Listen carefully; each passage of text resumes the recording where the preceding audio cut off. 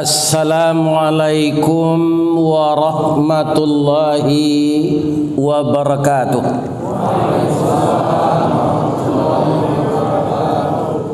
A'udzu billahi minasy syaithanir rajim. Bismillahirrahmanirrahim.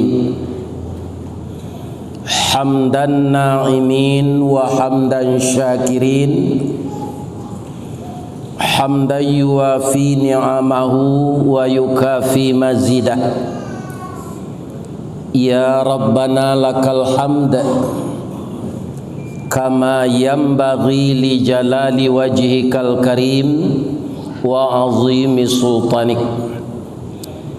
Ashhadu an la ilaha illallah wa ashhadu anna Muhammadar Rasulullah sallallahu alaihi wasallam la nabiyya ba'dah amma ba'd. Qala Allah ta'ala fi kitabihil karim. A'udzu billahi minasy syaithanir rajim. Bismillahirrahmanirrahim. Subhanalladzi khalaqal azwaja kullaha mimma tumbitul ard wa min anfusihim wa mimma la ya'lamun. Wa qala aidan hunna libasul lakum wa antum libasul lahunna.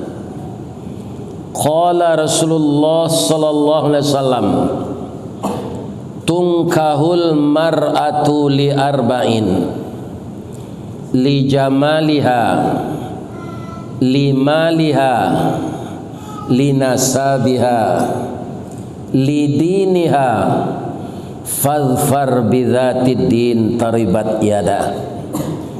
Wa qala aidan an-nikahu sunnati faman raghiba an sunnati falaisa minni. Yang kita muliakan dan kita hormati Bapak Pengurus Masjid Bukit Indah Sukajadi,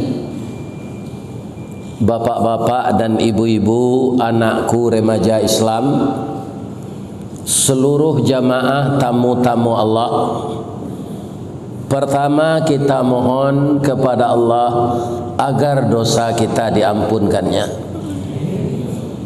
Kedua, dosa kedua orang tua kita yang tidak bisa kita balas walaupun umur kita panjang.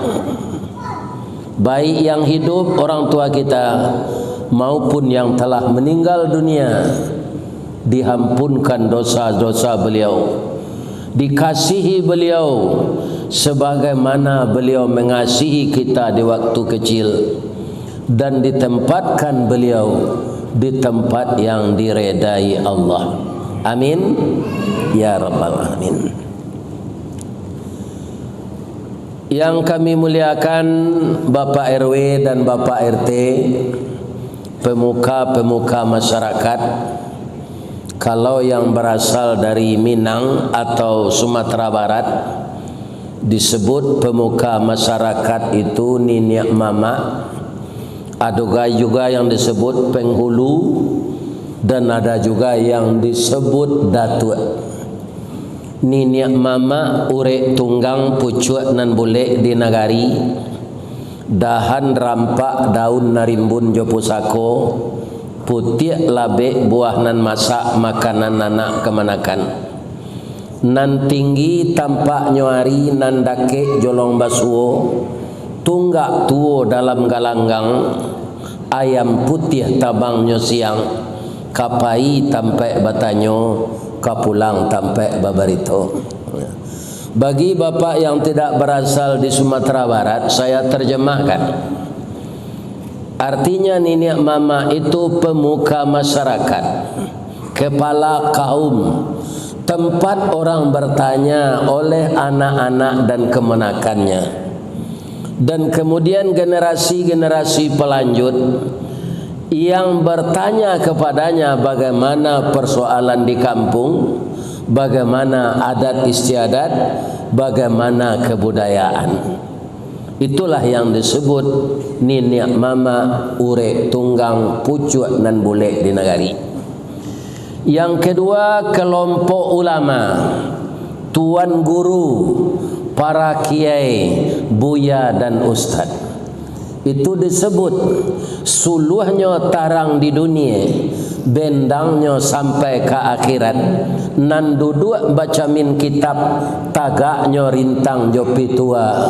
Aye janih tapian suci, minuman anak di negari. Artinya apa? Kalau di dalam agama kita Islam, ulama itu pekerjaannya mencerahkan umat, membagi ilmu kepada pelanjut dia, dan tidak disembunyikannya ilmunya, diajarkan kepada generasi selanjutnya. Maka disebutlah suluhnya tarang di dunia, bendangnya sampai ke akhirat. Aye janih tapian suci. Bagi orang yang belajar dengan ulama itu, kemudian dia amalkan yang disebut air jernih tepian suci tadi, minaz zulumati ilan nur. Dia akan keluar dari yang gelap kepada yang terang, dari yang sesat kepada yang betul, dari yang salah kepada yang benar. Itu adalah peran ulama di tengah-tengah umat. Sekarang saya menghadap kepada ibu-ibu. Kalau di negeri kita di Sumatera Barat, ibu-ibu ini disebut bundo kanduang. Apa itu bundo kanduang? Limpapeh rumah nan gadang, sumara anjuang paranginan. Kaunduang-unduang ke Madinah, kapayong panji ke Sarugo. Jadi ibu-ibu ini sangat tinggi derajatnya. Jadi kalau ada ibu-ibu yang menjual dirinya, melacurkan dirinya, dia tidak berhak disebut bundo kanduang lagi. Karena di dalam aturan adat tadi, kaunduang-unduang ke Madinah, kapayong panji ke Sarugo, ambam puru aluang bunian, urang nan duduk jo sukatan, panyayang jo pakir miskin, paibo jo anak dagang. Itulah bundo. Apa saja makanan yang enak dibikinkan oleh bundo ini. Ini yang disebut panyayang jo pakir miskin, paibo jo anak dagang. Mungkin secara praktek, ya kan, entah berapa umat Islam yang berbuka bersama di Masjid Bukit Indah ini. Saya terima informasi tadi. Itu tidak ada yang kekurangan makanan. Yang membikin makanan itu siapa? Adalah bundo kanduang. Bagaimana cara membikinnya? Dia sangat hebat, Pak. Satinti santan dikuali, masak kalio sikua kabau, harum setahun perjalanan. Ya tuh Bu, satu titik aja, setitik, ya kan, setetes. Itu masak daging sikua kabau, harum setahun perjalanan. Dek santiang beliau batanak, sagantang bare di tanah, kanyang laurang sabatamnya. Kok tamakan dirasonasi 3 tahun tainda lapa, ampe musim tarasojo lamanya. Itulah ibu-ibu kita. Dan di dalam Al-Quran, ibu ini ada sebagai nama surat, namanya surat An-Nisa. Tidak ada surat Ar-Rijal, surat laki-laki. Tapi yang ada surat ibu-ibu An-Nisa. Karena ibu sangat dimuliakan oleh Islam, sangat diangkat derajatnya oleh Allah. Jangan diturunkan harga diri kita. Wanita adalah emas yang tidak akan pudar kalau dia tetap berpegang teguh kepada agama Allah. Maka disebutlah dia bundo kanduang. Ada lagi anak-anak kami yang muda, remaja putri. Itu siapa dia? Remaja putri itu, dia akan melangsungkan keturunan ibunya yang telah tua. Maka remaja putri itu disebut kan, siapa dia? Ube jariah palare damam, si dingin tanpa di kapalo, balahan nyawa badan diri, talu ancur danau baguluang, pasti menjadi persimbangan. Ketika ibu-ibu melahirkan anak kita yang putri itu, kita berdoa, kesemuanya berdoa. Doanya tidak sembarang doa. Doa dianta ayemato, lalu membubuang masuk ambun, tabang menyisi awan, lapeh ke langit 7 tingkik, tibo di aras kabasaran. Di sinan gantiang putih biang latabuk, pinta boleh kandak balaku, anak kita lahir ke dunia. Masuk ketek diajar mandi, lagak gadang diajar makan, dibalikan subang jogalang, sarato maniak ganto balampi, dari ketek sampailah gadang, sampai menjadi anak gadis.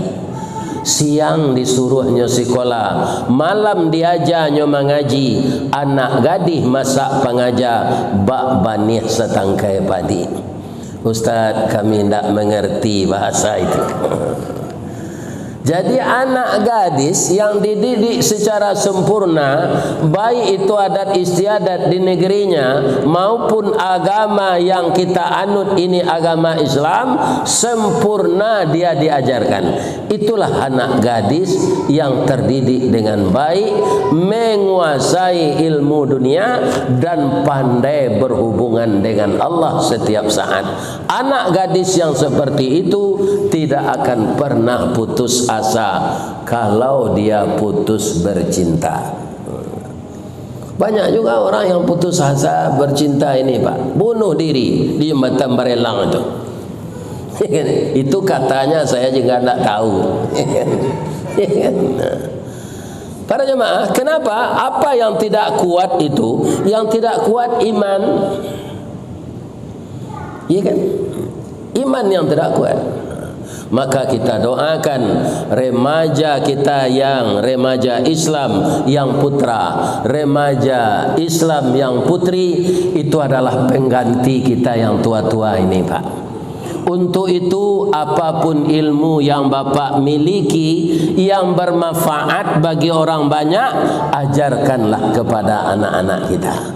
Dan jangan kita orang tua ini mencontohkan yang buruk kepada yang muda. Ada bahasa Bukit Tinggi, apabila nan tua lah memacah timbo, kan ada semua tampak mandi bertimbo. Anyo pacah dek nanggai timbo tu, jan bangi hawa kenan mudo nan melompek ke dalam sumur. Ba mengko melompek angka semua, timbolah nyo pacah di nan gae. Maka yang tua-tua itu harus memberikan contoh yang baik kepada generasi muda. Itulah tugas kita yang tua-tua. Mudah-mudahan kita tidak lupa dengan itu. Pokok kajian kita pada malam ini, membina rumah tangga bahagia. Kenapa rumah tangga namanya? Kalau pandai kita membina, dia akan utuh. Sampai kita jadi kakek nenek. Bagaimana utuhnya? Bak punco laki kaulu lilin ambalau para keknya katangga raso tak mungkin. Antah kok garak dari Allah, kiamat saja memisahkan. Jadi rumah tangga yang kuat, rumah tangga yang punya dasar agama yang kuat, ibu rajin salat, rajin baca Quran, rajin majlis taklim, rajin menghadiri majlis ilmu, suami jadi imam yang baik di rumah, mendidik istrinya dengan lemah lembut seperti Rasulullah sallallahu alaihi wasallam, maka rumah tangga ini akan berakar kuat, dia tidak akan pisah di dunia ini. Kenapa? Karena dia tahu bahwa rumah tangga yang disusun dengan baik itu kalau disia-siakan jadi dua tangganya. Apa itu? Itu bahasa Minang lagi. Bah rumah tanggonya lah jadi rumah tangga-tangga. Tidak kokoh lagi. Lah tangga-tangga saja. Rasuak lapuak palanca abi hatok tabaka dindiang rampak. Lah ada lagi. maka semuanya hancur. Berakhirlah saat itu rumah tangga tidak bahagia lagi. Apa kata Allah di dalam Al-Quran? Makanya kita harus berumah tangga. Subhanalladzi, maha suci Allah yang telah menciptakan segala sesuatunya di dunia ini berpasangan. Siang pasti pasangannya malam, hujan pasti pasangannya panas, ya kan? Miskin pasti pasangannya kaya, sakit pasti pasangannya sehat, laki-laki pasti pasangannya perempuan. Jadi kalau laki-laki dan perempuan tidak mau menikah, dia meniru umat-umat di zaman Nabi Lut, dia melakukan cinta sejenis, itu tidak akan ada populasi manusia ini lagi. Dan dosanya sangat besar, ya kan? Lesbian, gay, biseksual, transgender, ya kan? Ini dimulai penyakit ini oleh umat Nabi Lut. Tidak satu pun orang di zaman itu yang laki-laki mau nikah dengan perempuan. Tidak bisa, tidak mau dia. Perempuan juga tidak mau bersuami laki-laki. Sekarang namanya lesbian. Nah, tapi kalau LGBT tidak ada, Pak. LGBT itu apa, Ustaz? Laki gapuk, bini tinggi. Kenapa, Pak? Ikan, tidak apa-apa. Tapi kalau LGBT tidak boleh, berdosa. Makanya orang laki-laki karena dia aktif, ya kan, didahului dengan suara berubah dari kecil menjadi besar. Kemudian dia ada mimpi dan kemudian dia secara drastis bertambah tinggi dan besar badannya, dan dia sudah punya mata pencaharian, maka dianjurkan nikah. Ini kan LGBT itu terjadinya kan begitu, ini kan penyebabnya. Maka anak-anak muda kami yang telah punya pekerjaan, sudah bisa membiayai rumah tangga, segera menikah. Jangan pacaran, nak. Pacaran itu akan bikin dosa. Langsung saja menikah, halal. Kita tidak cemas. Kemanapun dibawa pasangan kita itu, kita tidak merasa cemas dan tidak merasa takut. Karena apa? Karena sudah resmi menjadi istri kita. Jadi laki-laki perempuan itu memang berpasangan, tapi melalui nikah. Kalau makhluk lain, Pak, seperti cacing, ayam, harimau, singa, buaya, itu tidak ada nikah. Tidak pernah saya lihat buaya itu dan singa itu melapor ke kantor KOA. Tidak ada, Pak. Jadi manusia untuk menyalurkan nafsu biologis itu melalui pernikahan. Jelas keturunannya, ya kan? Dan bisa dipertanggungjawabkan. Kalau kita menyalurkan nafsu biologis itu, bapak-bapak dan ibu-ibu bebas saja, tidak melalui nikah, anak itu terjadi dengan perzinaan, merugikan dia. Kalau anak kita yang dengan perzinaan itu lahir, dia perempuan, kita tidak boleh menjadi wali nikahnya. Kita hanya ayah biologis, tapi tidak ayah menurut nasab. Satu itu merugikan anak itu sendiri, ayah dan ibunya. Yang kedua apa? Dia tidak dapat hak waris, padahal dia keturunan kita secara biologis. Nah, jadi sangat merugikan kalau orang berzina. Ada juga sekarang orang menikah, Pak, menikah dia, tapi setelah hamil. Karena apa? Karena setiap malam pergi berduaan ke tepi laut. Dia pandang laut yang bergelombang, matahari seakan-akan tenggelam di ufuk barat. Saat itu dia mendekat kepada pasangannya. Abih malu dek biaso, abih miang dek bagi sie. Akhirnya terjadilah perbuatan yang tidak baik. kemudian hamil anak gadis ini, maka dia minta kepada pasangannya, "Bang, segera kita nikah." Nikah. Karena sudah dahulu dia berzina, 3 bulan sudah nikah, lahir anak perempuan. Dikasihnya nama Siska, siap sebelum kawin. Ini bahayanya kalau berzina. Tapi kalau kita menikah secara baik menurut aturan Allah, ya kan, anak kita itu tidak rugi secara syariat dan tidak akan jadi sebutan di tengah masyarakat. Bapak-bapak dan ibu-ibu serta anakku para remaja yang hadir ini sudah nikah semua ya? Sudah, ada yang masih lajang. Ya kan? Orang menikah itu motivasinya apa? Nabi semuanya bapak-bapak beliau berikan kepada manusia ini petunjuk-petunjuk agar dia tidak tertersesat. Coba kita lihat hadis ini. Tungkahul mar'atu li arba'in. Biasanya perempuan itu dinikahi oleh laki-laki karena 4 perkara.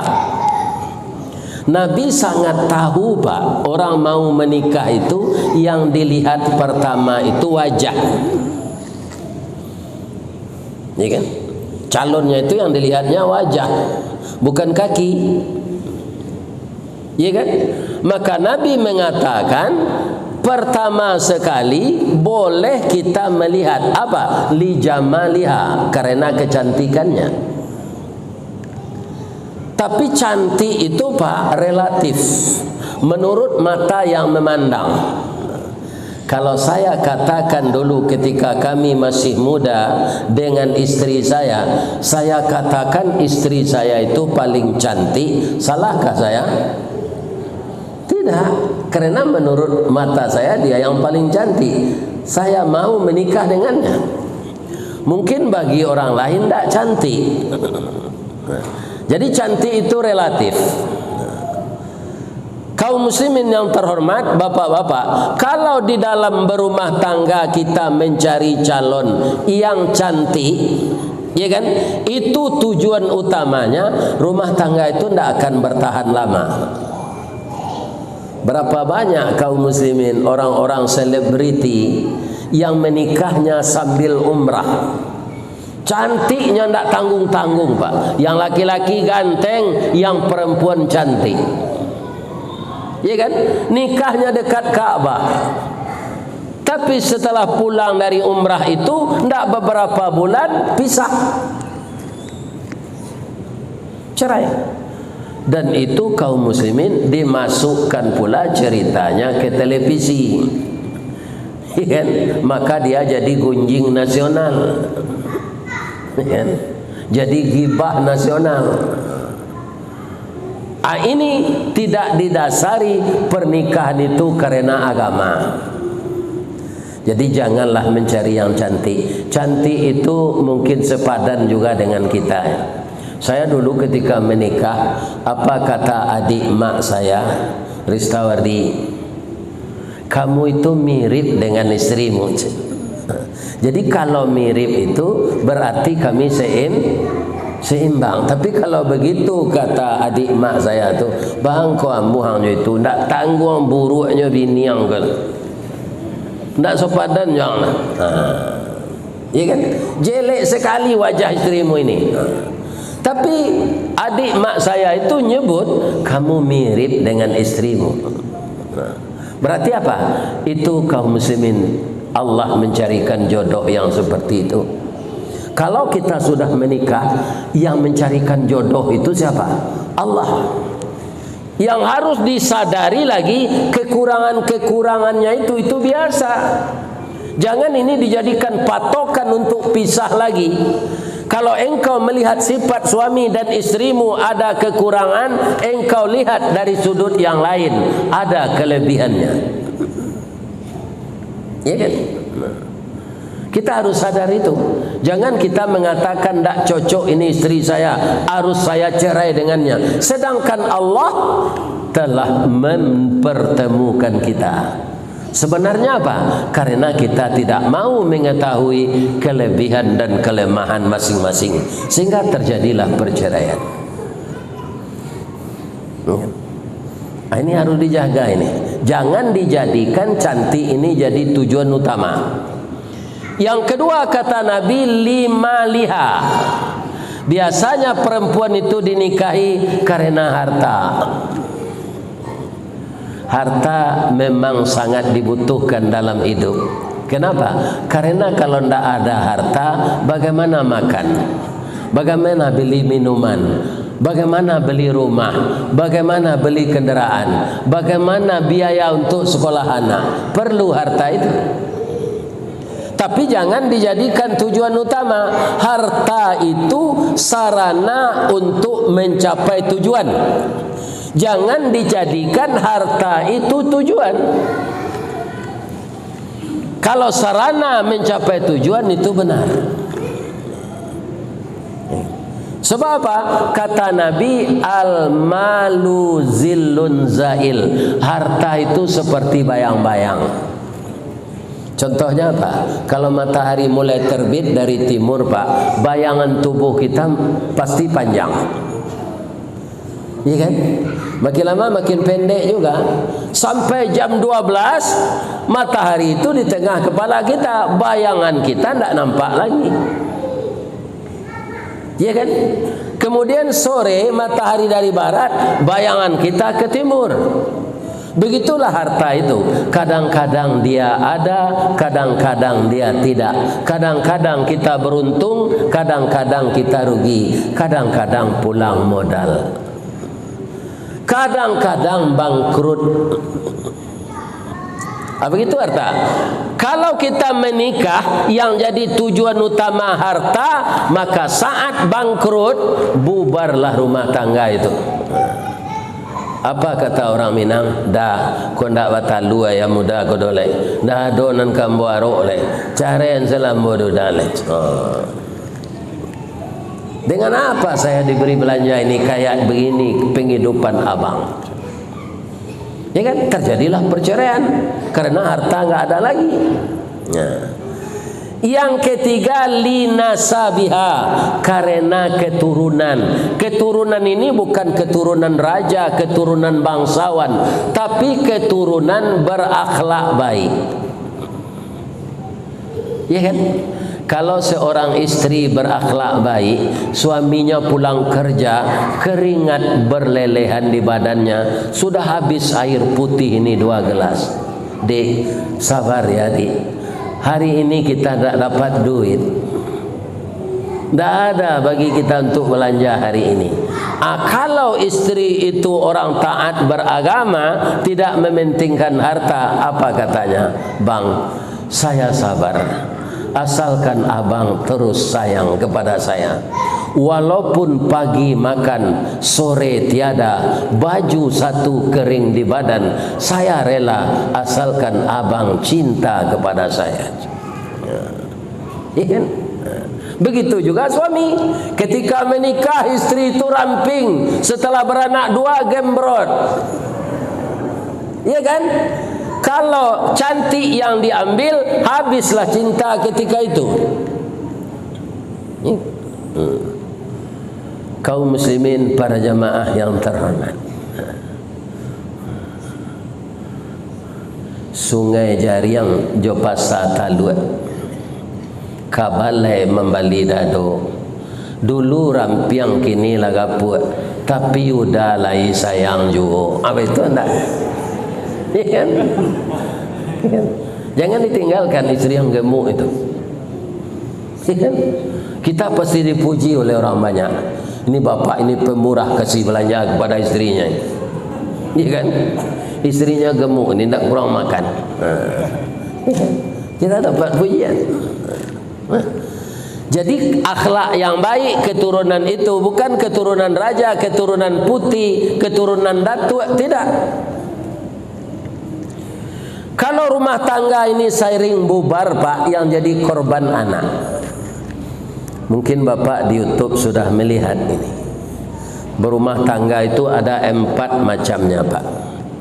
Pertama seperti itik, yang kedua seperti ayam, yang ketiga seperti puyuh, yang keempat seperti balam. Mana yang akan kita tiru? Ada sebangsa burung, Pak, ini di Sumatera Barat banyak sekali, namanya burung puyuh. Itu badannya kecil. Orang Sumatera Barat menyebut ketek. Kemudian bulu ekornya itu tidak panjang. Orang Sumatera Barat menyebut singke. Kemudian badannya tidak besar, tetapi ketek. Ya kan? Kenapa burung puyuh itu seperti itu? Karena ibunya tidak bertanggung jawab berumah tangga. Ibunya yang perempuan ini, istri puyuh. Jadi bagaimana istri puyuh tu, Pak Ustaz? Puyuh batino kalau sudah batalua, nyo ganji, Bu. Kalau ndak 3, 5, kalau ndak 5, 7, kalau ndak 7, 9. Lah sudah nyo batalua tu nyo pai selai. Bapak-bapak yang tidak mengerti bahasa Minang, telur puyuh itu ganjil, Pak. Kalau ndak 3, 7, kalau ndak 5. Kalau sudah telurnya itu selesai keluar semua, dia pergi. Dia tidak eram telur itu. Maka suaminya begini di pematang sawah. Kemana istri saya ini? Hari mau hujan, telur ini perlu dierami, tapi dia tidak ada. Kalau bahasa Minangnya, kamalah bini dan cako. Baik kau diingin talua kau tidak diarami. Tapi karena dia merasa bertanggung jawab, maka puyuh jantan ini mengerami telur istrinya sendiri. Karena telur ini keluar dari rahim istrinya atas kerjasamanya berdua. Jadi dia terpanggil untuk mengerami telur ini. Sambil marampak nyoimbo jo bininya. Ibu mendengar puyuh jantan membawa bini ke?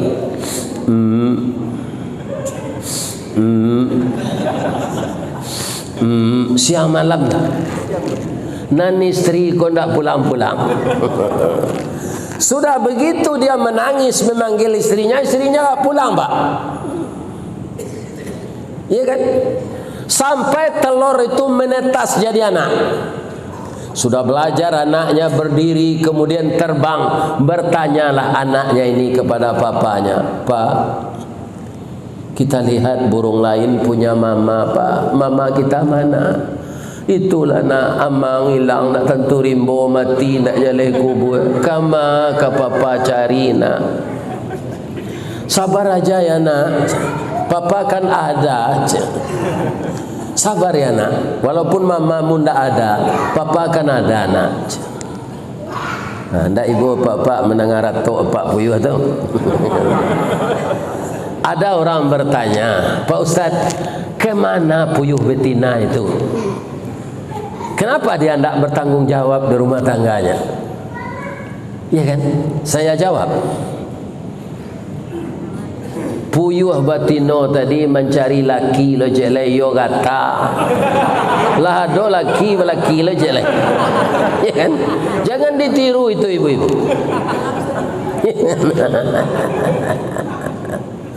Lah batalu lo je laki baru tu beko, anyo tabang lah balik, nyo cari lo laki jelek.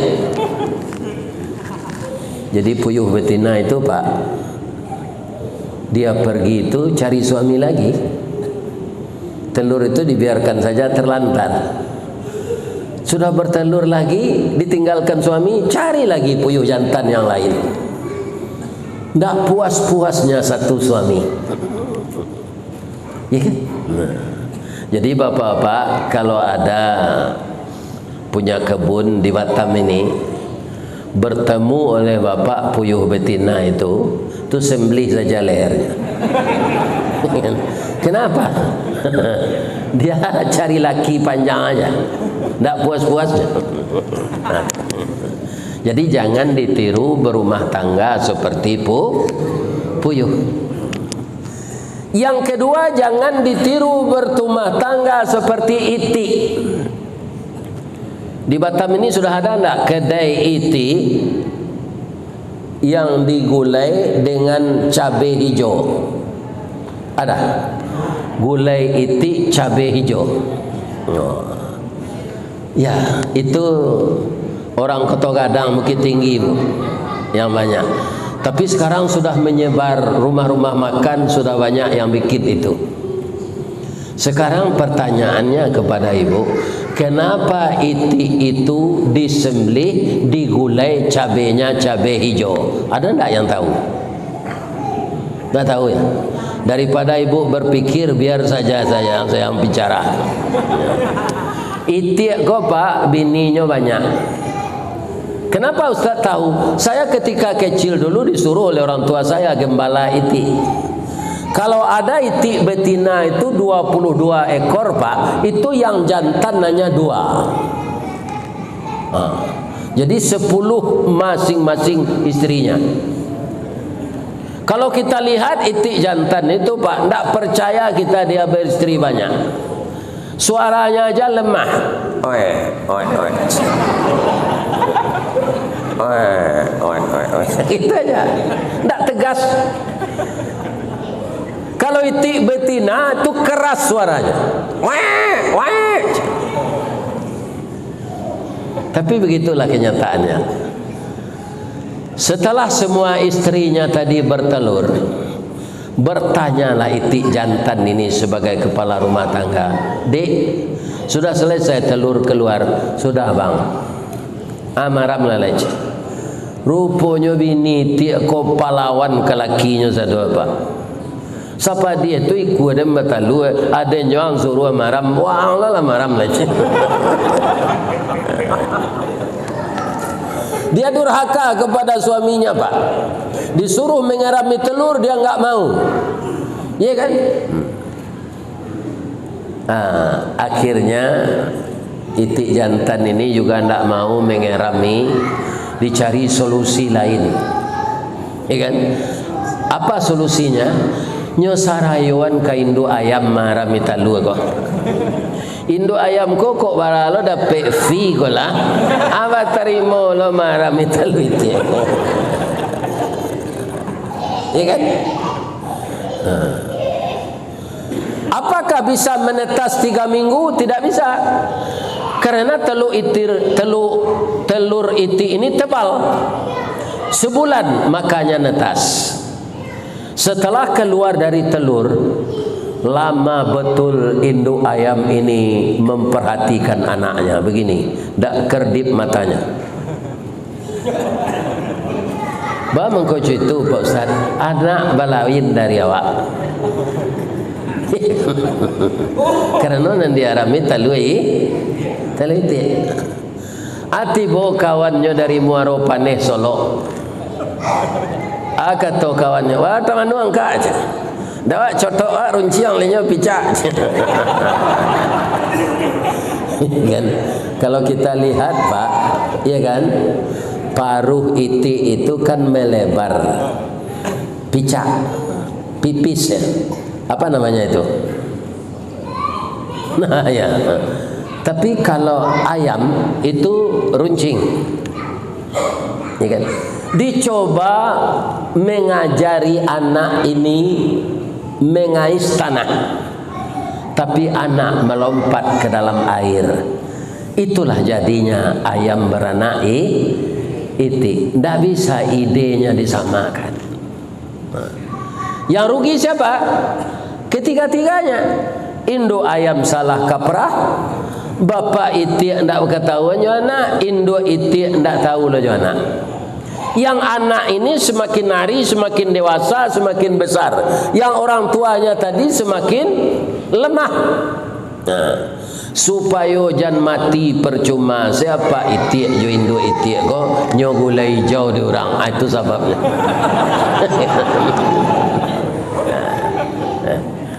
Jadi kalau kita menyia-nyiakan anak seperti iti ini, hanya gulai hijau lo ada anak nanti. Maka jangan ditiru berumah tangga seperti iti. Kemudian yang ketiga, jangan ditiru berumah tangga seperti ayam. Kalau di Sumatera Barat Pak, ayam jago itu namanya ayam gadang. Tu kukuknya balengge Pak. Ba bunyi kukuknya. Kuku.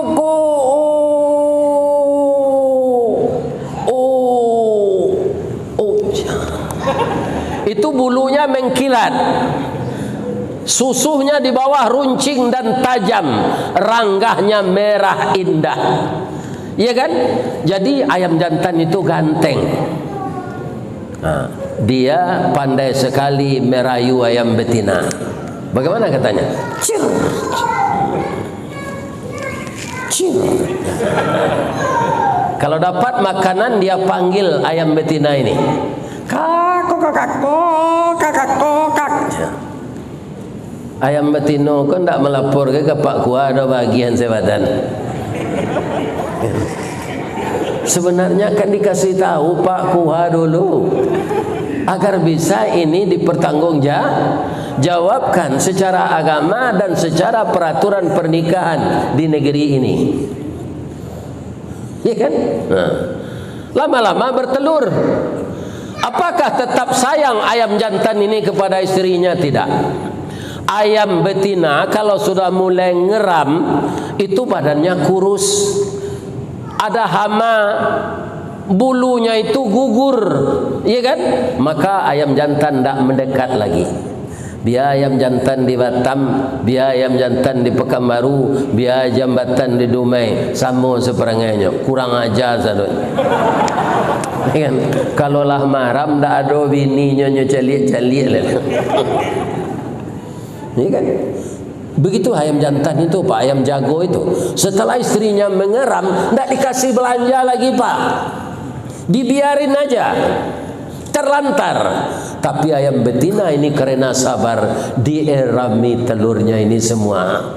Akhirnya karena yakin dia mengerami telur, menetas semuanya. Nah, iya kan? Nah. Basobo di pangka jambatan Barelang tahu suaminya kok. Dah lalamu udah ndak pulang. Anak awak lah manateh ke-20-nya talu tu jadi anak. Ganteng-ganteng serupa udah sadonya. Pulanglah udah balik. Sama kita carian anak koyo dah kabuki sama mendaki, kalurah sama menurun, tasia sama angui, malalah sama patah, menyuruh sama bungkuk, indak sama kita cari, lai sama kita makan. Pulanglah udah balik. Ambo ndak pandandam doh kicik ayam betino kok. Kalau rancak usulnya doh. Ayam jantan koyo mana kurang aja Bu. Jawabnya jantalado lado juo lado digoreng dikuali, janta manjo juo dia udahlah babini cie lai. Itu adalah perangai ayam jantan kok Pak. Tu mangko setiap hari rayonya dabi ada orang. Ya kan? Ini. Jangan seperti itu. Pak, saya terjemahkan ya ke bahasa Indonesia. Setelah telur itu menetas, anak semuanya jadi anak. 20 ekor bertemu suaminya di simpang Sukajadi ini.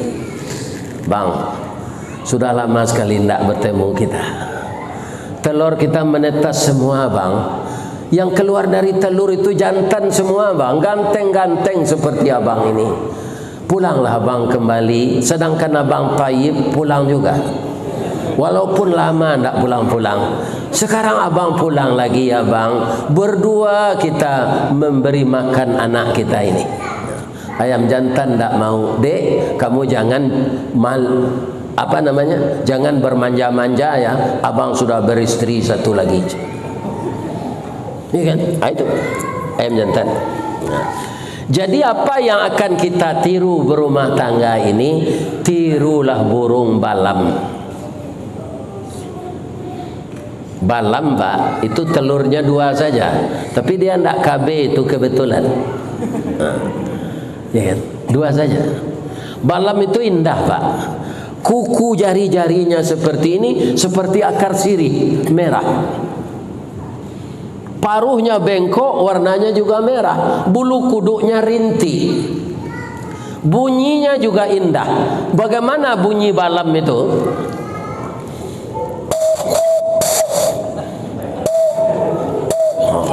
Indah bunyinya. Bagaimana balam itu bisa begitu, Bu? Balam jantan kalau istrinya sudah ngeram, ya, ini istrinya ya, ngerami telur 2 butir aja, dia hinggap di sini, di samping istrinya. Nanti istrinya ini lapar, mau membersihkan bulu. Karena suaminya di sini, dia tidak perlu pakai WA, ya kan? Dia bisik aja. Bang, ada yang tersesat ke jamban. Saya mau pipis, Bang. Digantikan, terbang istrinya ini, digantikan mengeram oleh yang jantan. Istrinya pergi itu. Agak 10 menit, agak 20 menit mencari makan, mandi, membersihkan bulu. Yang jantan ini mengeram 10 hari pula. Nanti setelah selesai, dia hinggap pula di sini. 10 hari yang jantan ini tentu sudah lapar pula perutnya. Dia bisik pula sama istrinya. Dia, abang kata cik. Saya mau buang air besar, Dek. Digantikan pula oleh istrinya. 20 hari, 21 hari menetas. Maka gantianlah mereka mengajar anaknya terbang, mengajar anaknya makan. Maka anak balam itu indah dilihat mata. Karena apa? Suami istri balam itu bertanggung jawab di rumah tangganya, tidak menyia-nyiakan istri dan anaknya. Itu contoh alam, Pak. Orang Minang begitu, Pak. Bagaimana orang Minang ini? Panakia pisau sirawi, ambiak galah batang lintah buang salodang jadikan niru, nan satitiak jadikan lawi, nan sakapa jadikan gunung, alam takambang jadi guru. Ya kan? Maka kita melihat alam semesta ini bisa jadi guru kita. Ya kan? Karena apa? Yang ada ini adalah nikmat, rahmat Allah. Kaum muslimin, coba kita lihat. Berbahaya enggak kalau laut bergelombang untuk nelayan? Berbahaya. Kalau kita berpikir satu sudut pandang saja, untuk apa laut ini bergelombang? Kalau enggak bergelombanglah laut ini, aman nelayan ini. Tidak ada kapalnya yang akan terbalik, tidak ada yang akan karam, tidak ada yang akan hilang. Jadi nelayan ini selamat. Kenapa kok laut bergelombang, berombak, ada tsunami, ada ombak besar? Bapak-bapak yang terhormat, kita lihat di sudut lain. Beruntung sekali kita laut itu bergelombang. Kenapa? Karena di dalam laut itu triliunan ikan. Tidak ada kita yang melepas bibitnya itu. Entah dari mana datangnya. Saya yang lebih heran lagi, di Padang sudah punya nama saja ikan ini. Tidak tahu saya siapa yang beri nama. Ya kan? Bojo, sisir, ikan kaliang, gabu. Ya kan? Gembolo Aceh, gembolo roti, tamban, awu, buncila, gadang mato, kok sagan, babau, maila, lah dari siko. Banyak nama ikan itu. Entah siapa yang beri nama. Ikan itu bernapas dengan isang. Yang dihirupnya juga oksigen. Kalau laut itu tidak berombak seperti kolam, tidak bergelombang, oksigen akan hilang. Kalau oksigen hilang di laut, ikan akan mati semuanya. Tidak ada populasinya lagi. Itulah sebabnya laut itu bergelombang. Maka alam semesta ini kita pandang, kita tetap akan bersyukur kepada Allah. Ada satu lagi, Pak. Seorang yang letih jadi musafir, dia bernaung di bawah pohon beringin. Pohon beringin itu batangnya kan besar, daunnya rimbun, tapi buahnya kecil. Petani tadi sebelum tertidur, dia embus-embus angin, apa katanya? Allah ini kurang adil. Masa beringin sebesar ini batangnya, buahnya kecil? Ini ada labu. Labu itu pakai gagang saja, buahnya besar. Seharusnya labu itu yang buahnya kecil, beringin buahnya besar. Kemudian dia tertidur, jatuh buah beringin itu, tiba di kepalanya, ya kan? Dia terbangun, astagfirullah, saya sudah terlanjur mengatakan Allah tidak adil. Ternyata Allah itu maha adil. Kalau sekadang buah kundu, buah beringin tadi tu pecah kepala, ya kan? Nah, ini, ya kan? Tapi itulah dalam hidup ini. Mudah-mudahan bapak-bapak, ibu-ibu yang hadir malam ini berumah tangga, ya kan? Saya doakan seperti Adam dan Hawa. Amin. Bagaimana Adam dan Hawa itu Pak Ustaz? 41 anaknya. Ya kan? Mudah-mudahan bapak juga begitu. Ya kan? Karena Nabi Adam itu tidak ikut KB. Kalau dia KB punah kita. Yang kedua, saya doakan bapak-bapak, ibu-ibu berumah tangga seperti Nabi Ibrahim. Bagaimana Nabi Ibrahim itu Ustaz? Istrinya tidak bisa melahirkan anak, tidak beranak, diizinkannya suaminya nikah lagi. Itu yang akan ibu-ibu tiru.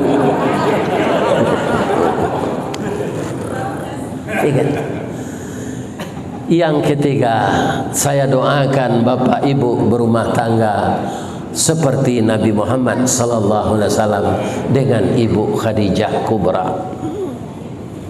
Sudah meninggal Ibu Khadijah itu, sudah diganti dengan Ibu Aisyah. Suatu kali Ibu Aisyah menghidangkan makanan, terima kasih Khadijah. Apa kata Aisyah? Ibu Khadijah sudah meninggal ya Rasulullah, ini Aisyah. Ya, begitu cintanya saya kepada Khadijah itu, yang hartanya habis untuk membantu saya berdakwah, tidak bisa saya lupakan dia. Jadi hendaknya kita jangan bisa melupakan istri kita.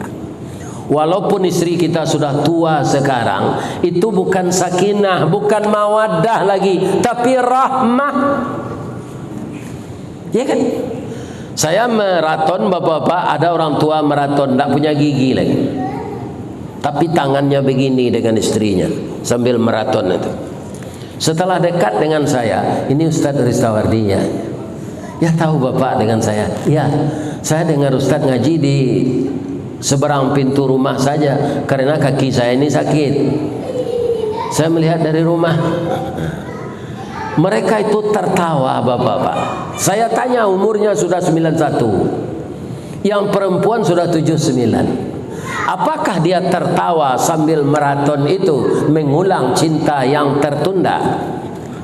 Ataukah dia sedang kasmaran? Tidak. Tapi apa? Ibu bahasa Minangnya, suami ibu ke bininya, istri ibu ke suaminya. Ya kan? Kalau sudah kasihan dan hibah itu Pak, tidak ada yang di atas itu lagi. Orang lain pun gembira melihat pasangan suami istri yang selalu setia sampai usia lanjut. Tidak ada yang bisa memisahkan kecuali maut. Saya sudah ditinggalkan istri Pak, mau ditukar umur sudah 70 pula. Iya kan? Nah, bagaimana kematian istri itu Pak? Lain lo rusuh nyawa. Lain dapat pantun orang kematian bini. Iya kan? Abialah bawa cuan malam. Dari Bayang Katalau, Balimbiang Kampung Rambatan, Kampung Perak tanahnya tinggi, Badabu ombak di Muaro, riak memacah katapian. Tamanuang badan jago lalo, dicaliak suuk jo kida, dipandang kiri jo kanan. Kawan sakasu analah pai, jatuh badarai ayamato, ka Allah sajo badoakan. Nah, itu pantun orang kematian ini, kau nyorakam Pak. Kita doakan siapapun yang meninggal orang mukmin ini, walaupun tidak istri kita, walaupun tidak ibu kita, kita doakan Allahumma ighfir lil mu'minina wal mu'minat wal muslimin wal muslimat al ahya'i minhum wal amwat innahu qaribun mujibud da'wat ya qadiyal hajat ya rabbal alamin. Mudah-mudahan orang mukmin yang hidup, orang mukmin yang telah meninggal diberkahi oleh Allah semuanya. Itulah kaum muslimin tausiah kita pada malam ini, semoga bermanfaat. Subhanaka Allahumma rabbana wa bihamdika asyhadu an la ilaha illa anta astaghfiruka wa atubu ilaih. Kayunan gadang lah hambau panje, dahan jorantiang lah hambau titih, kok tagoyang bungo sedang kambang, talantak putih sedang laki. Ada buah tutur saya yang menyinggung perasaan bapak dan ibu, saya mohon maaf kepada bapak pengurus dan jamaah Masjid Bukit Indah Sukajadi. Mungkin di lain hari kalau Allah mengizinkan kita bertemu kembali. Billahi taufik wal hidayah. Wassalamualaikum warahmatullahi wabarakatuh.